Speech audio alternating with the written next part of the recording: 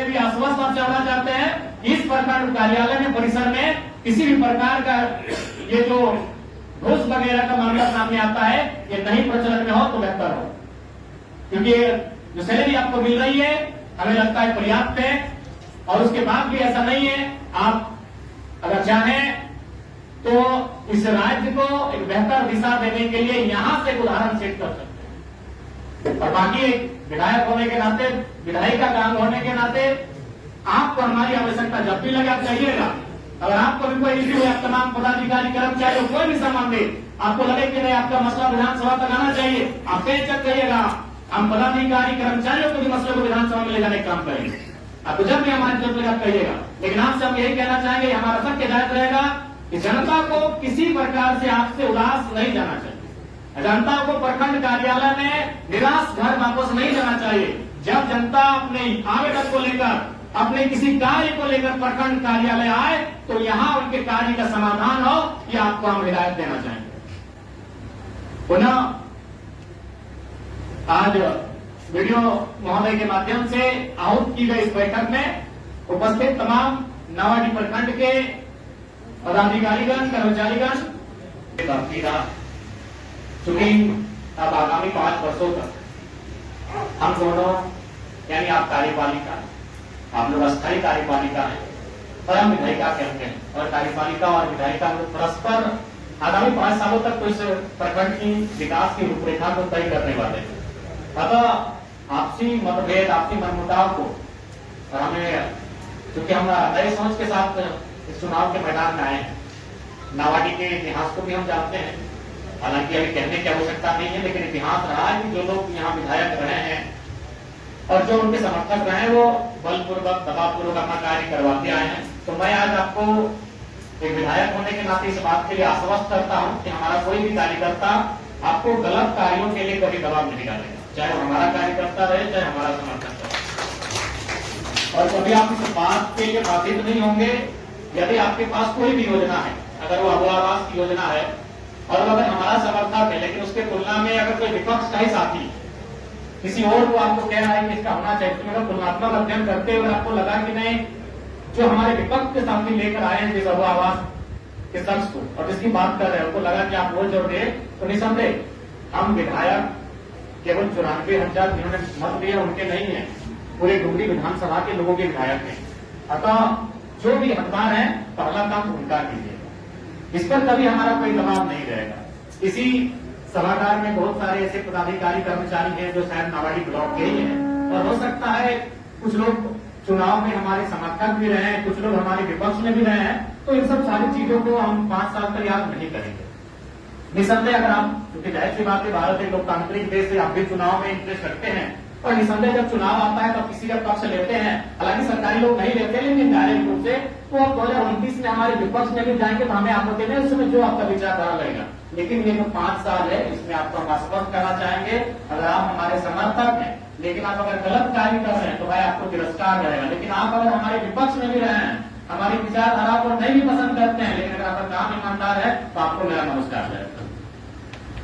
और आज के चूंकि आप लोग की जवाबदेही सरकार के प्रति है, आप लोग पढ़ लिख के नौकरी लिए हैं, यदि आप लोग पे आ जाएगा, आप सबों पे गाज गिरेगी तो शायद आपने ट्रांसफर हो जाएगा, लेकिन हम लोग जनता के चुने हुए प्रतिनिधि हैं, हमारी जवाबदेही सीधा जनता से होती है, और आपकी तुलना में कई 1000 गुना जनता का जो दबाव होता है वो एक जनप्रतिनिधि पर होता है। इसलिए आज आप लोगों के साथ बैठना हमने, अब बैठना नहीं है तो हमें लगता है कि नियमित बैठना चाहिए।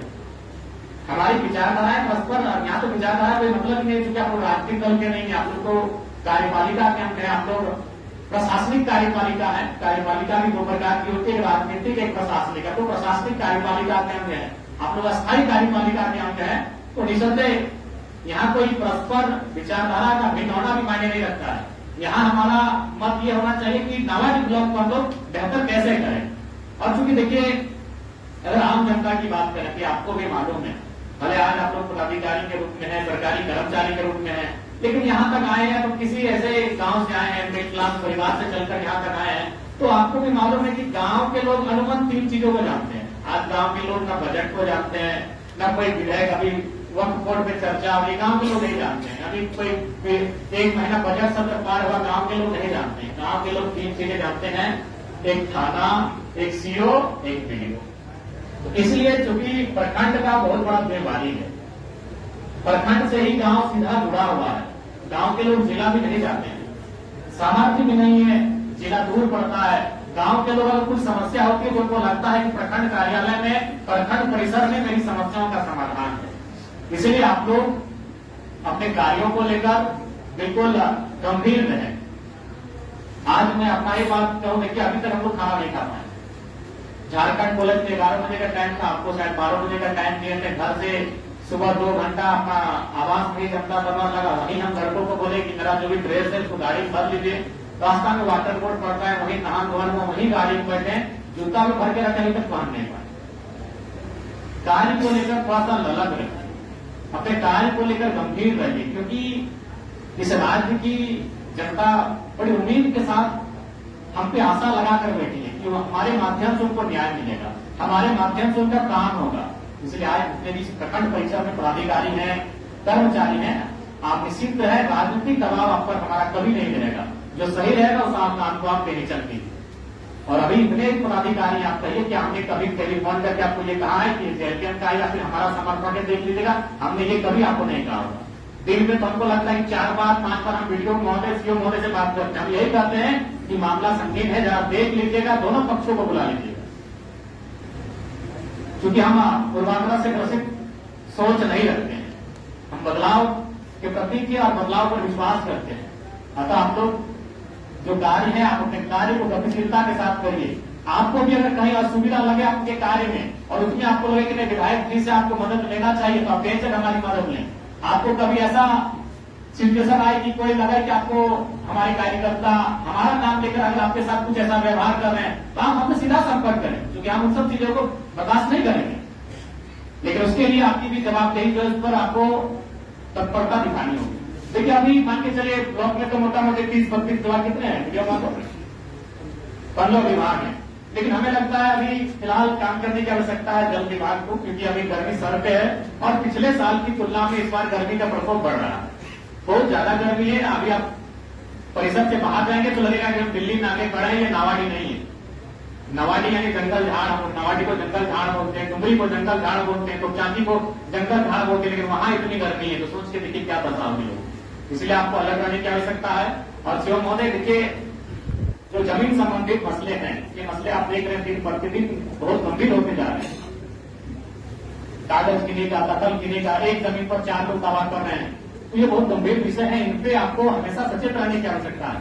और एक बात कहना हम चाहेंगे कि जो भी विभाग है, अगर कोई आपको आवेदन, सबसे पहले आप आवेदन लीजिए। देखिए अभी हम जनता दरबार कितने लोग देखिए सब टक की निगाह से देख रहे हैं, विधायक जी तो बाहर जाएंगे, हम जैसे ही बाहर जाएंगे सब आवेदन लेके आएंगे। एक बात बताइए, क्या आवेदन विधायक को जाना चाहिए?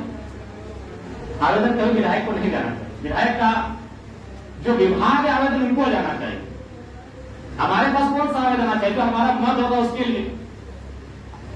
तो यहां एक बात आप तय कर लीजिए कि आप आवेदन ले रहे हैं, उस आवेदन का रिसीविंग, उस आवेदन की रिसीविंग के बाद देंगे।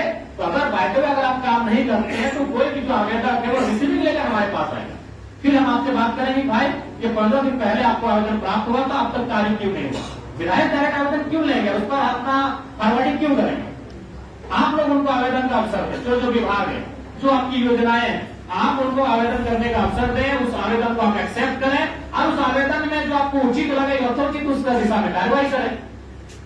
तो विजय साहब इस बात का ध्यान रखें कि आवेदन को आपने उसको रिसीविंग दें, एक रिसीविंग काउंटर बना लीजिए और रिसीविंग के माध्यम से विधायक तक आए कि विधायक जी हमने 1 महीना पहले आवेदन दिया था, अभी तक कार्रवाई नहीं हो पाई है, तब हम आपसे बात करेंगे। तब आपको हम बुलाएंगे कि वीडियो महोदय काम जाएंगे, वीडियो साहब काम नहीं हुआ, वीडियो मैडम काम का नहीं हुई, तब हम आपसे बात करेंगे।